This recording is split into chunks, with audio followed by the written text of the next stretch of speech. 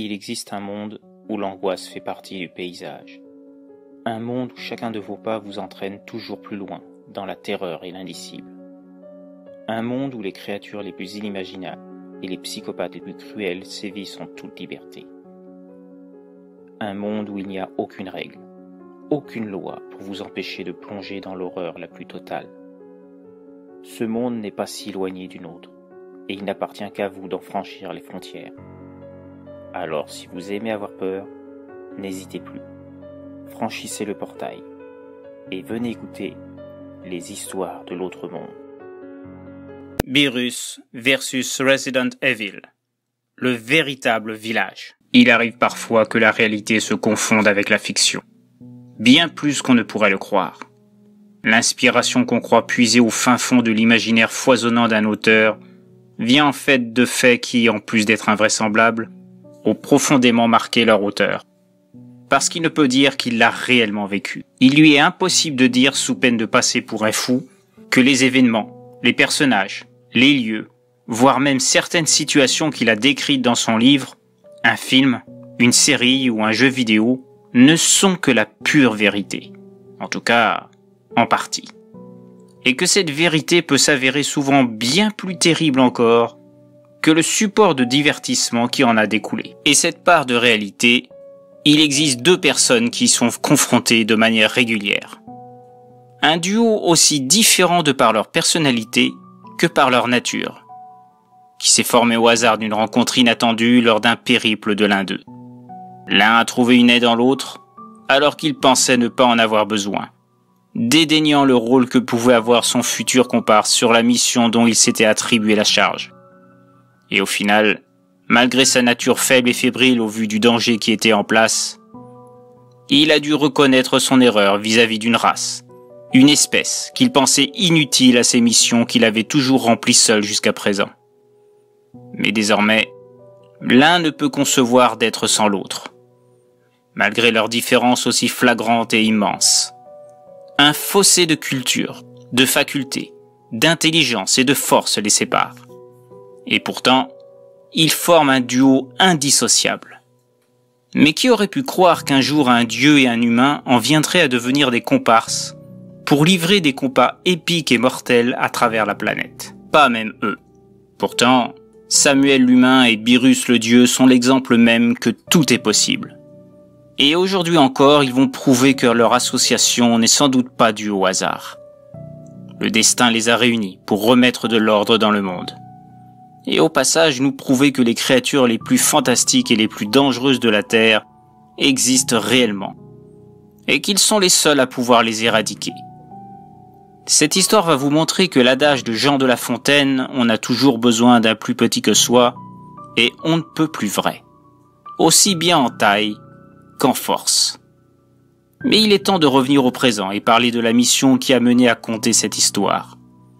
Une histoire qui va sans doute parler aux gamers de toutes sortes, puisqu'elle est à l'origine d'un jeu qui a battu de nouveaux records de vente d'une franchise aujourd'hui indissociable du genre Survival Horror. Cette franchise, c'est Resident Evil.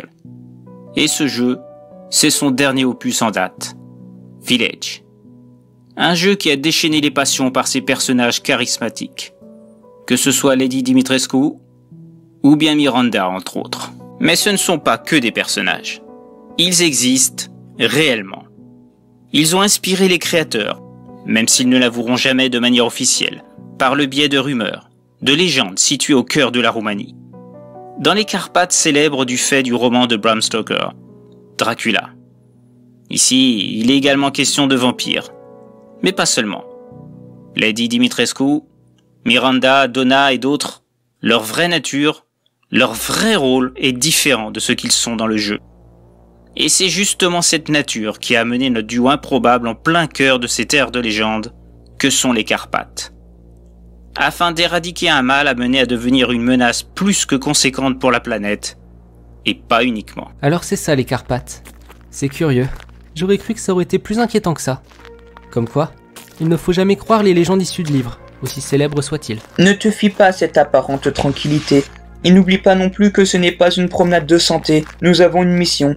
Et aussi dur que soit le fait de dire ça, ton rôle sera encore plus primordial pour moi que nos missions précédentes. Samuel tournait la tête sur la petite créature, à l'allure d'un félidé, posé sur son épaule droite. Encore plus que pour la cité des songes éternels? Beerus, gardant son habituel air impassible de dieu, lui répondit. Beaucoup plus même. Sans toi, je ne serais vraisemblablement pas apte à accomplir ma tâche. Tu devrais te réjouir de l'honneur que je te fais de m'assister, humain. Quand est-ce que tu vas m'appeler par mon prénom? C'est vexant, tu sais. Je t'appelle bien Beerus, moi. Et tu devrais être honoré d'être le seul humain sur Terre à en avoir le droit. Soupirant à cette réponse, et ne cherchant pas à répliquer plus encore, sachant pertinemment que cela ne mènerait qu'à une conversation dans le vide, Samuel se contenta de poursuivre le chemin les menant à leur mission. Quelque part, il savait bien qu'il était un être chanceux d'avoir été choisi comme comparse d'un dieu aussi puissant que Beerus. Mais bon, quand même, un peu plus de compassion et de considération de la part de celui-ci l'aurait sans doute plus motivé qu'actuellement. D'autant que partir à la chasse à des créatures telles que des vampires, des loups-garous et autres bestioles du même type n'était pas sans libérer une pointe d'angoisse en lui. Alors, le fait d'être sous la protection d'un dieu était plutôt rassurant. Après 2 heures à déambuler en plein centre de la Roumanie, Samuel vit soudain le paysage devant lui changer radicalement et ressembler de plus en plus au décor gothique de la société Hammer, spécialiste des monstres de cinéma, et notamment Dracula dans les années 50 à 70. Terre enveloppée de brume, créatures étranges se faufilant parfois entre ses jambes sans avoir le temps de distinguer exactement ce qu'elles étaient. Et surtout, cette oppression constante qui l'assaillait de toutes parts, au fur et à mesure qu'il avançait. L'impression d'être devenu un acteur d'un monster movie de la vieille époque. Un peu comme si, d'un coup, il venait de sortir d'une machine à remonter le temps et qu'il venait de plonger à l'instant dans les studios britanniques, en plein milieu d'un tournage. Il continuait d'avancer malgré cette appréhension de voir surgir d'autres créatures plus inquiétantes des forêts et des marécages avoisinants. Et là où lui, il angoissait à mort, Beerus, lui, toujours perché sur son épaule, ne disait mot. Comme si cette ambiance l'indifférait, ou qu'il en avait une telle habitude que ça ne lui faisait ni chaud ni froid. Samuel se disait qu'il aimerait bien avoir un tel calme au fond de lui. Mais ce calme olympien, c'était sans doute ce qui différenciait un dieu d'un simple humain tel que lui. Son angoisse fit part une certaine détente à la vue d'un petit village qui se dressait devant eux. Il ne devait pas y avoir plus de 10 maisons qui le composaient, entourées de champs jouxtant les marécages, comme 2 parties bien distinctes d'un environnement qui n'en finissait pas d'être de plus en plus conforme à un film d'horreur de cinéma. Nous sommes arrivés à notre première étape. Nous allons nous ravitailler à ce village, ce qui permettra de te reposer un peu. Prenant un air rassuré et tout en adoptant un air à moitié sarcastique, Samuel s'adressa à Beerus. Je te remercie de ta sollicitude, Beerus. C'est très gentil à toi de penser à mes petites jambes. Au vu de ton travail que tu vas devoir livrer tout à l'heure, tu ne me servirais à rien si tu étais incapable de le faire du fait de ta fatigue. Je suis pragmatique, rien de plus. Se donnant un petit air abattu, Samuel répondit. Tu pourrais au moins faire semblant d'avoir une légère pitié pour mes jambes et pour moi. Mais bon, je suppose que je ne pourrais pas changer ta nature. Alors que Beerus sautait au sol, Samuel s'adressa à un des habitants, afin de demander nourriture, boisson et un endroit où se reposer, en précisant que tout ce qu'il prendrait serait grassement payé. Puis, s'adressant à Beerus... À ce propos, tu pourrais faire ton truc, là? Tu sais, comme les magiciens, pour faire apparaître de l'argent, pour ce brave homme. Regardant Samuel comme si un enfant venait de lui demander une friandise, Beerus tendit l'une de ses pattes, où apparurent plusieurs billets de la monnaie locale. Non sans ajouter... Je te signale tout de même que je ne suis pas une banque, mais un dieu. Mais bon, je fermerai les yeux sur ton attitude cette fois. Souriant avec un large sourire, Samuel prit l'argent dans la patte de Beerus, avant de le donner à l'homme qui se tenait devant lui, tout abasourdi d'avoir vu un chat parler sans compter sa couleur inhabituelle. Semblant regarder Samuel comme pour essayer de comprendre s'il y avait un truc, ou si Samuel était ventriloque. Mais passé sa surprise, l'homme prit l'argent et dirigea Samuel vers sa maison. Samuel et Beerus y prirent une petite pause, le temps pour Samuel de reprendre des forces, et pour Beerus de découvrir la nourriture locale étant un fin gourmet. Puis, remerciant leur hôte, il reprit sa route avec Beerus qui était remonté à sa place habituelle, sur son épaule droite. À peine sortis du village, ils replongèrent dans l'atmosphère pesante dans laquelle ils se trouvaient juste avant le petit village où ils venaient de faire une halte. En plus inquiétant encore, Samuel avait l'impression d'être observé de tous les côtés, sans pour autant pouvoir apercevoir quoi que ce soit autour de lui. Ils firent ainsi plusieurs mètres, toujours enveloppés dans un brouillard irréel. Et enfin, ils aperçurent des formes en son sein. Des habitations. Ils arrivaient au village où devait se dérouler leur mission. Nous voici arrivés au bout de notre périple. C'est maintenant que les choses sérieuses vont commencer. Prêt à écouter mes recommandations sans discuter, humain? Ai-je vraiment le choix maintenant qu'on est arrivé? Tu sais, parfois, je me demande ce qui m'a pris d'accepter de te suivre et de t'aider dans tes missions. Le besoin de te changer de ta condition misérable d'être insignifiant, sans doute? Lâchant un large soupir à ces mots, Samuel renchérit. Tu vois, c'est ça que j'adore chez toi. Ton sens de l'humour doublé d'un mépris total de tout ce que je peux ressentir. Ce n'était pas de l'humour, juste une constatation. C'est bien ce que je disais. Laisse tomber. Oublie ce que j'ai dit. Et plongeons dans l'horreur. Beerus le regardait, donnant l'impression de ne pas avoir tout compris des propos de Samuel. Pour lui, les êtres humains étaient vraiment des êtres difficiles à comprendre. Et il se demandait s'il pourrait un jour en comprendre toutes les subtilités. En tout cas, au moins Samuel. Mais l'heure n'en était pas à ces débats intérieurs, aussi futiles pour le dieu que ne l'était son désir de se retrouver face à Miranda, l'objet de sa mission. Il ne pouvait la laisser plus longtemps orchestrer ses manigances et ses objectifs de transformer le lieu où elle vivait en territoire de mort et de désolation, en y déversant ses créatures. Et surtout, peut-être pourrait-il obtenir d'elle les renseignements dont il avait besoin pour retrouver celui qui était la cause de sa présence dans la dimension humaine, dont il ne pouvait sortir malgré tous ses pouvoirs. Il savait qu'elle n'était qu'un pion, un objet pour quelque chose de plus grand, un anéantissement. Ce n'était pas vraiment le fait de ne plus voir d'humains sur Terre qui le préoccupait outre mesure. Après tout, cette dimension n'était pas la sienne. Mais à part certains, tels Samuel, le sort de ces derniers importait peu. Mais son rôle restait de protéger le devenir des dimensions et de ses habitants, quels qu'ils soient, animaux, humains ou autres créatures. Alors, en ce sens, Miranda devait être une menace à éliminer absolument. Et Samuel était primordial pour parvenir à ce résultat.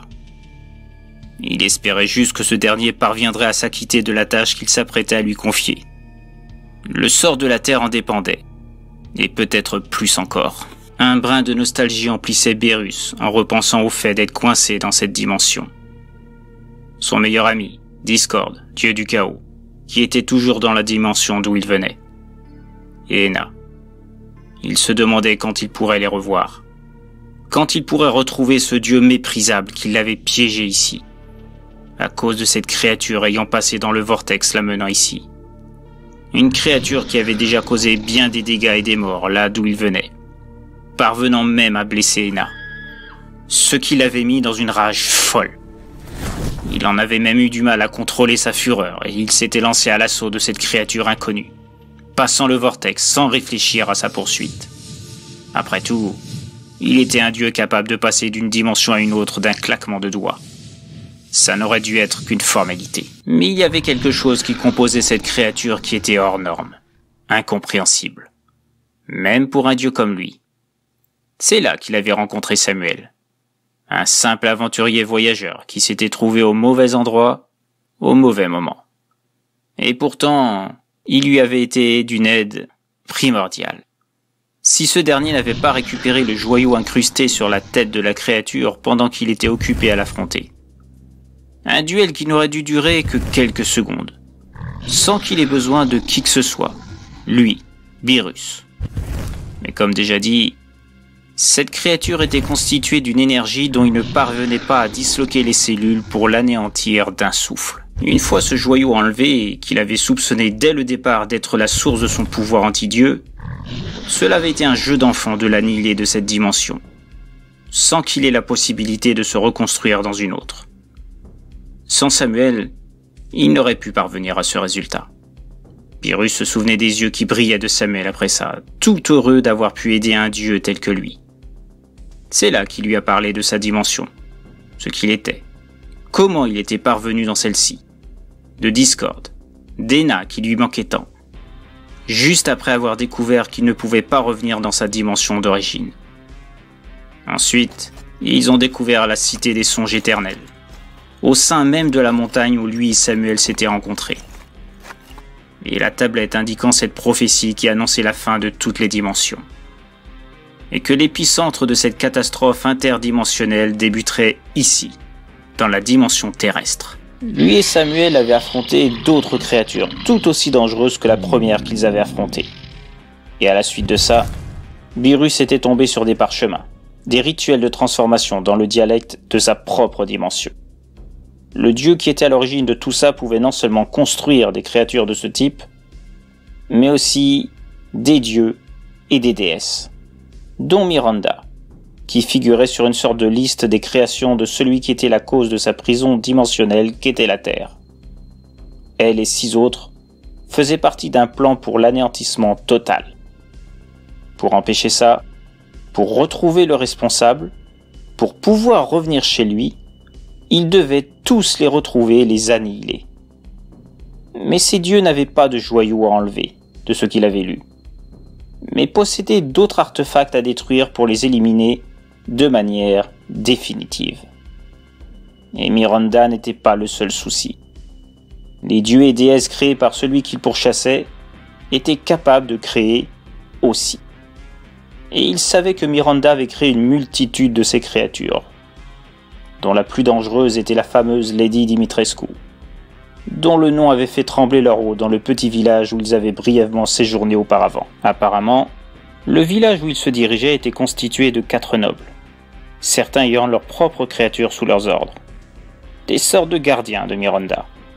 Lady Dimitrescu était la pire d'entre toutes, elle et ses 3 filles, parmi d'autres créatures. Déjà que ces simples bêtes à la cité des songes éternels lui avaient donné du fil à retordre, à lui, Beerus, il n'osait imaginer ce que seraient ces affrontements face à Lady Dimitrescu et surtout Miranda.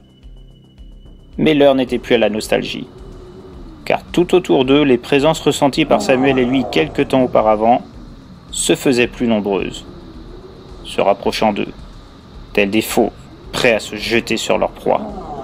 Et déjà, des grognements se faisaient entendre dans la brume les entourant. Tu entends ça, Beerus?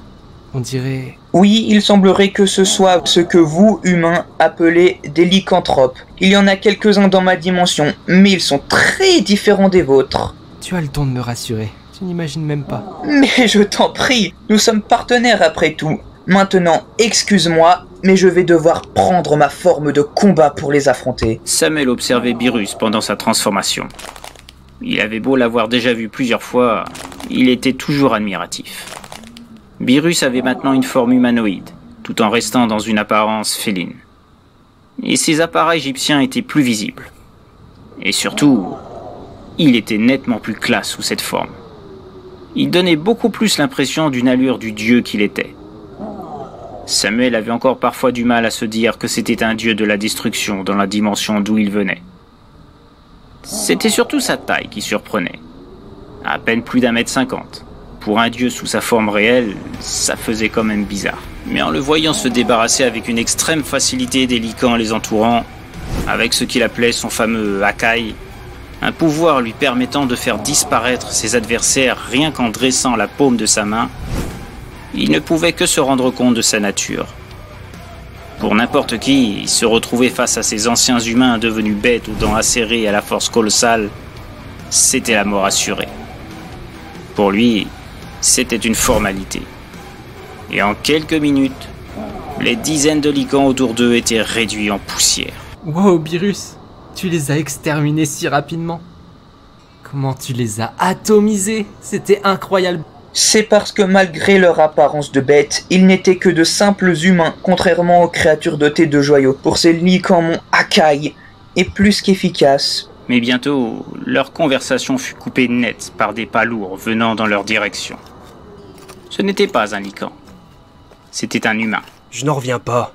Comment vous avez fait pour réduire en cendres ces Lycans? Moi-même, je ne peux que les contrôler, mais les détruire avec une telle facilité me serait impossible. L'homme fixa alors Beerus, éberlué par son apparence féline. Vous êtes quoi? Une autre forme de créature du Hokkaido? Miranda ne m'a jamais parlé de ce type d'expérience. Beerus s'adressa alors à lui. Je n'ai aucun rapport avec Miranda. En revanche, je suis à sa recherche car je pense qu'elle pourrait m'aider à régler mon problème, à savoir revenir chez moi dans mon univers. Pour faire simple, je suis un dieu de la destruction pour être précis, et Miranda fait partie de ma quête. Une fois que j'aurai obtenu les renseignements dont j'aurai besoin, j'effacerai celle-ci de cette dimension. Soudain, les yeux de l'homme s'ouvrirent en grand, comme si les propos de Beerus étaient une sorte de révélation pour lui. Je ne suis pas sûr d'avoir tout compris, mais au vu de ce que vous avez fait à ces Lycans, et que visiblement vous êtes un ennemi de Miranda, vous pourriez être l'arme, la solution que je recherche pour me venger de cette femme. On pourrait peut-être collaborer? Ah, j'oubliais, je m'appelle Karl Heisenberg. Je suis un des 4 nobles aux ordres de Miranda. Beerus afficha un sourire. Enchanté, Karl Heisenberg. Je n'aurai pas besoin de votre aide physique en tout cas. Samuel est suffisant pour s'acquitter de ça. En revanche, si vous pouvez m'apporter des renseignements pour m'approcher de Miranda, je suis preneur. Ce fut au tour de Karl de sourire. Il y avait presque comme des larmes qui semblaient prêtes à couler sur ses joues. Mais des larmes de joie. Vous n'imaginez pas comme vos mots me font du bien. Je comprends. Bon, j'avoue être un peu vexé que vous refusiez mon aide physique, comme vous dites. J'aurais tellement aimé tuer Miranda de mes mains. Mais le principal, c'est qu'elle disparaisse à mes yeux. Alors, je suis prêt à vous aider de la manière qu'il vous plaira. Là-dessus, Karl tendit la main à Beerus. Ce dernier, toujours souriant, accepta la main tendue et la serra fortement. Karl semblait avoir une énorme rancœur envers Miranda. Et cela serait un élément primordial pour lui.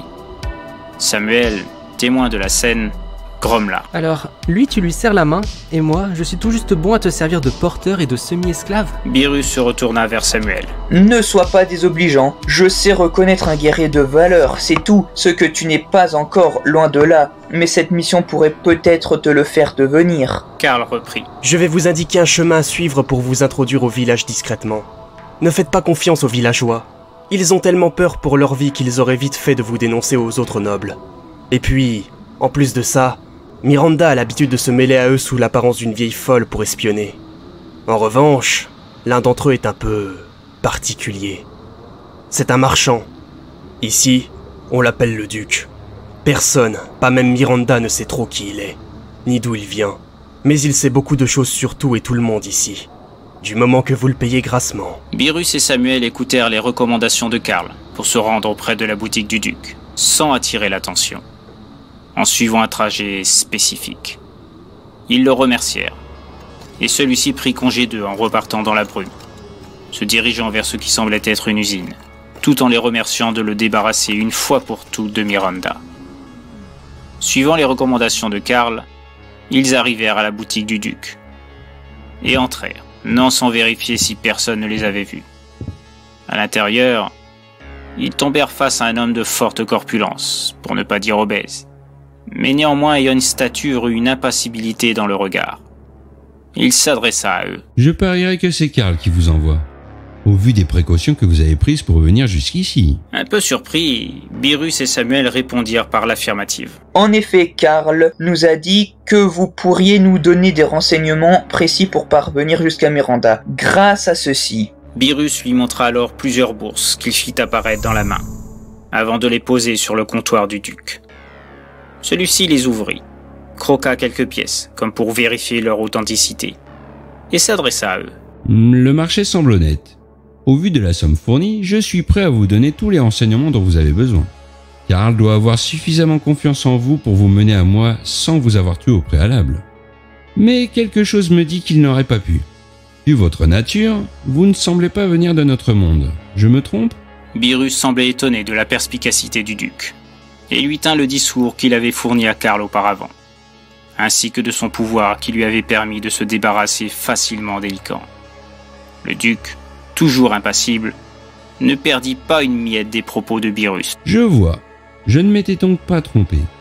Karl voit en vous une arme pour tuer Miranda. C'est quelque chose qui l'obsède.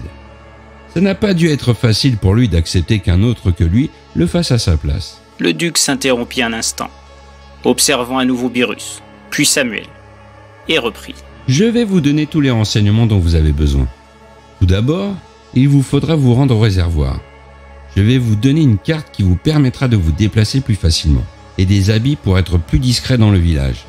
Une fois arrivé au réservoir, vous devrez vous débarrasser de Salvatore Moro, l'un des 3 autres nobles. Pour cela, vous devrez retirer une enzyme d'une couleur particulière dans l'eau du réservoir. C'est l'origine de son existence. L'enlever causera la destruction du joyau qu'il porte sur son front. Le tuer ensuite ne devrait pas poser de souci à un dieu de la destruction tel que vous. Mais je suppose que ce n'est pas la seule créature de ce type que vous avez affrontée. Je me trompe ? Beerus sourit à nouveau. Non, en effet, nous avons déjà combattu ces créatures. Parfait. Vous devez donc savoir aussi que Miranda a été créée, il y a plusieurs années de ça. À son tour, c'est elle qui est à l'origine de la transformation des 4 nobles, dont Karl. Elle a été aidée en cela par un homme il y a quelques années de ça. Un aventurier perdu et mourant. Elle l'a soigné, il est devenu son assistant. Ensemble, ils ont aussi créé d'autres créatures présentes au château. Un nommé Oswald Spencer. Un jour, ils ont eu des divergences. Ce dernier ne voulait pas rejoindre ses plans. Alors il est parti de son côté et a créé une société de génétique ailleurs. Umbrella, je crois. Beerus l'interrompit. Comment savez-vous tout ça? Vous n'êtes qu'un humain, ou alors que vous êtes de mèche avec le dieu responsable de cette prison qui est la terre pour moi? Le duc esquissa un sourire. Désolé, mes origines et mon savoir ne font pas partie des renseignements que je suis disposé à vous fournir. Sachez seulement que je ne suis pas votre ennemi, ni votre ami. Seul l'argent m'intéresse. Puis-je continuer? Beerus lui fit signe de la tête, pendant que Samuel n'osait rien dire. Bien. Ensuite, vous devrez vous rendre à la maison des Beneviento, affronter Donna. Elle est un peu spéciale. Elle communique avec sa poupée fétiche Engie. Vous devrez détruire cette poupée pour détruire le joyau que porte Donna. Pour cela, il vous faudra la poignarder à 3 reprises. Après, il vous suffira d'opérer comme pour les Lycans et Moro.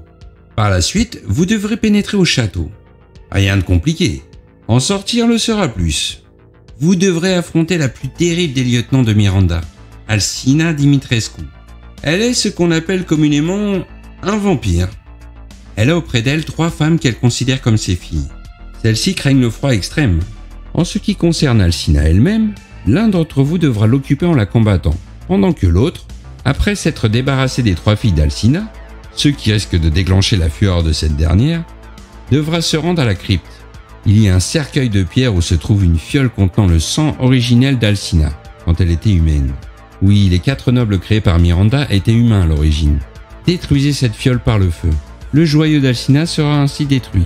Beerus l'interrompit de nouveau. Pour Miranda, ce sera un peu différent, je suppose. Elle n'a pas de joyau. C'est une déesse créée par celui que je recherche. Le duc fit un nouveau sourire. En effet, mais elle a aussi un point faible, son cœur. Celui-ci se trouve dans une pièce dont je vais vous donner l'emplacement. Pour atteindre cette pièce, vous devrez opérer de la même manière que pour Alcina. Occupez cette dernière en l'affrontant, pendant que l'autre devra faire le reste. Dans cette pièce, il y a un coffre caché derrière un tableau. Celui de la fille décédée de Miranda, Eva. Eh oui, Miranda était aussi humaine au départ. La combinaison du coffre est la date de décès d'Eva. Je vais vous la fournir.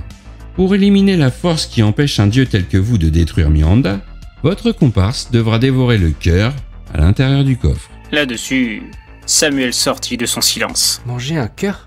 Vous rigolez, j'espère. Le duc reprit. Regardez-moi, ai-je l'air de plaisanter? Quoi qu'il en soit, je vous ai fourni tous les renseignements dont vous aviez besoin. Ma tâche auprès de vous est terminée. Puis le duc sembla réfléchir, avant de parler à nouveau. J'oubliais, pour accéder à la pièce où se trouve le coffre, vous devrez affronter 2 gardiens. L'un devant la porte de la pièce, un Morohaïka. Pour le tuer, vous devrez lui trancher la tête à l'aide d'une épée. Sur le papier que je vais vous fournir se trouve le trajet à suivre pour accéder à la pièce et où vous procurer l'épée nécessaire pour tuer le Morohaïka. À l'intérieur de la pièce, vous devrez tuer un Sakma. Il n'est guère plus difficile à tuer que le Morohaïka, mais vous devrez d'abord lui trancher les ailes. Sinon, il s'en servira pour protéger son cou pour éviter que vous lui tranchiez la tête. Vous avez bien tout compris? Le duc griffonna quelques mots sur un papier et le fournit à Samuel. Sur ce mot figurent les renseignements dont je viens de vous parler, dont la combinaison du coffre. Ne le perdez pas. Autre chose, le cœur doit être dévoré entièrement. Voici la carte pour vous diriger. Pour les habits, Prenez ceux qui se trouvent derrière vous sur le mur droit. Samuel prit le mot, la carte, et lui et Birus enfilèrent les habits fournis par le duc avant de prendre congé, puis de se diriger vers leur première destination, le réservoir de Salvatore Moro. Une fois sur place, ils ne virent qu'une eau d'où sortait une odeur pestilentielle. Et bientôt, une forme hideuse sortit de l'eau. Une sorte de créature à mi-chemin entre l'homme et le poisson. Birus fit signe à Samuel de chercher l'enzyme pour détruire son joyau. Samuel lui fit remarquer qu'il ne pourrait pas la faire sortir à la main, qu'il lui faudrait un outil. Haussant les épaules, Birus fit apparaître une grande épuisette dans les mains de Samuel, avant de commencer à affronter la créature qui devait être Salvatore Moro, dont le duc avait parlé. Les mouvements lents de celui-ci n'étaient pas très durs à anticiper, mais le duc avait oublié de mentionner que celui-ci pouvait projeter de l'acide par sa bouche. Et les nombreux yeux sur le dos de Moro aperçurent Samuel, ayant repéré la fameuse enzyme de couleurs différentes. C'est alors que Moro projeta son acide vers le ciel, provoquant une pluie. Si Birus, en tant que dieu, était immortel et ne craignait donc pas ce genre d'attaque, il n'en était pas de même pour Samuel. Il dut donc user de ses pouvoirs pour repousser Samuel plus loin, afin qu'il ne soit pas atteint par la pluie acide.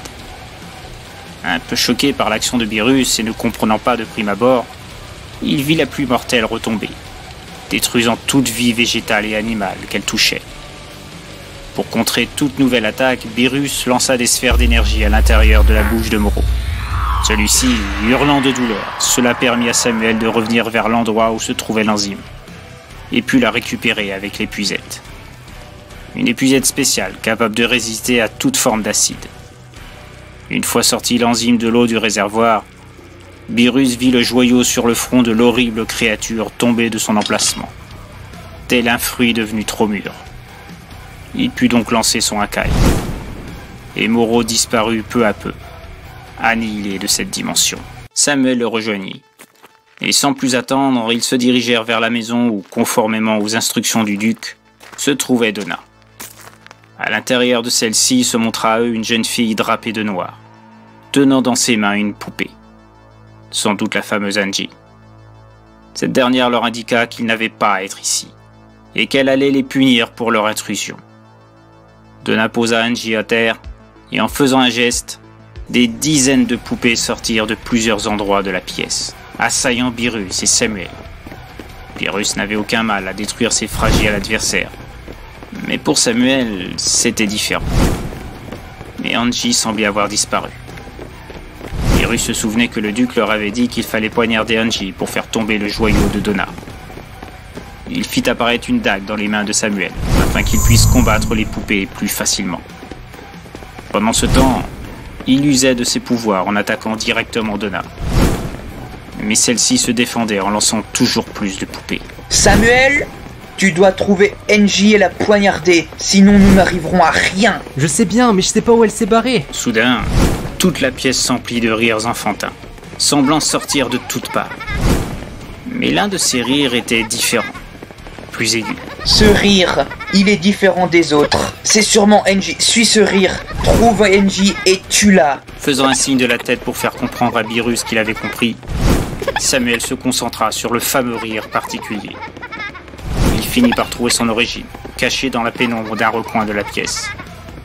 C'était bien Angie, la poupée que tenait Donna dans ses bras quelques instants plus tôt. Se débarrassant non sans mal des autres poupées se jetant sur lui, Samuel finit par atteindre l'endroit où se trouvait Angie. Celle-ci se jeta alors à son tour sur Samuel, le faisant basculer en arrière. Samuel prit la dague en main et parvint à poignarder Angie dans son dos. 3 fois, comme l'avait dit le duc. Au même moment, Angie ne bougea plus, tout comme les autres poupées. Le joyau que portait Donna tomba au sol et se brisant. Birus profita de la surprise de cette dernière pour la faire disparaître à son tour, grâce à son Hakai. Il fallut plusieurs minutes à Birus et Samuel pour se remettre de ce combat, bien plus épique que face à Moro. Et ils savaient qu'un combat bien plus terrible les attendait.